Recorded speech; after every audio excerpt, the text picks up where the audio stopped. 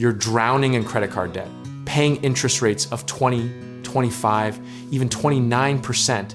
And somewhere out there, a personal loan is sitting in a bank window like a neon sign saying, "Exit here." But before you sprint toward that exit, let's talk about whether it's actually a door or just a wall painted to look like one. Here's the setup. Credit cards are basically the financial equivalent of a leaky faucet, and most people don't notice how much water they're losing until the floor is soaked. A personal loan promises to swap that slow bleed for one clean, fixed monthly payment at a lower rate. Sounds like a no-brainer, right? The math actually does work in your favor, at least on paper. If your credit cards are charging you 24% and a personal loan offers you 11 or 12%, you could save hundreds or even thousands of dollars over the life of the debt. That's not marketing fluff. That's just arithmetic being kind to you for once. But here's where the behavioral economics kicks in and ruins the party. Consolidating your debt doesn't erase it.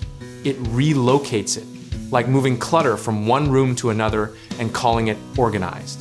The dangerous misconception is that a zero balance on your credit card means you're free, when in reality, you've just opened a new lane on the same highway.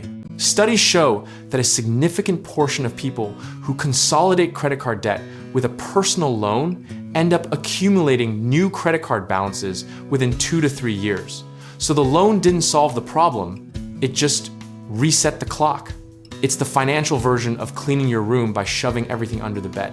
Now, let's talk about the pros, because they're real and they matter. A fixed interest rate, a defined payoff timeline, and one payment instead of 5 is genuinely a better system for most people who have the discipline to stay the course. Some folks have used this exact strategy to pay off $30, $40, even $60,000 in debt and never look back. The cons, though, deserve equal airtime. Personal loans come with origination fees, sometimes 2 to 5% of the loan amount. And if your credit score isn't great, your rate might not be much better than what you're already paying. You could also end up extending your repayment timeline, meaning you pay less per month, but more in total. The bank loves that math, even if you don't. Historically, debt consolidation tools have existed in various forms for decades, and the cycle is almost poetically predictable boom in consumer spending.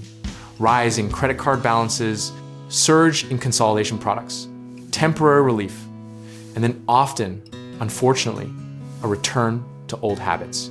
The lesson history keeps trying to teach us is that the tool is only as good as the behavior change that comes with it. Let's address the fear head on. Some people worry a personal loan will hurt their credit score.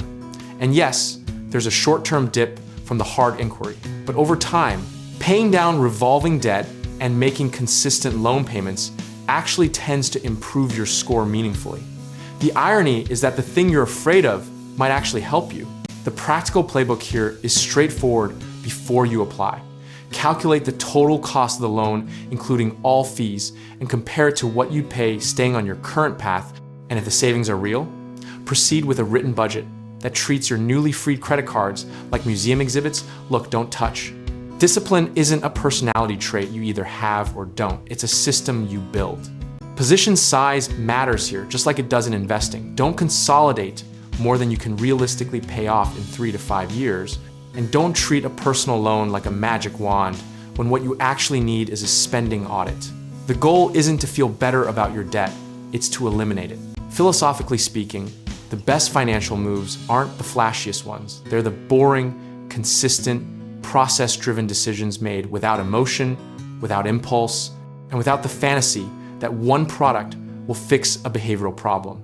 Consolidation can be a powerful tool, but a tool in the wrong hands is still just a hazard. If you go into this with eyes open, a real budget, and a commitment to not reloading those credit cards, a personal loan consolidation can genuinely be a turning point. And if the numbers don't work out or your credit isn't ready, that's okay too, because knowing your position is always better than guessing. Whether you consolidate or not, the discipline you build around this decision is worth more than the interest rate. And if any of this has you thinking about smarter ways to build wealth, manage assets, or get your financial foundation right, whether that's real estate investing, home contracting work, or finding the right lenders, check out our links in the description below and let's get you started.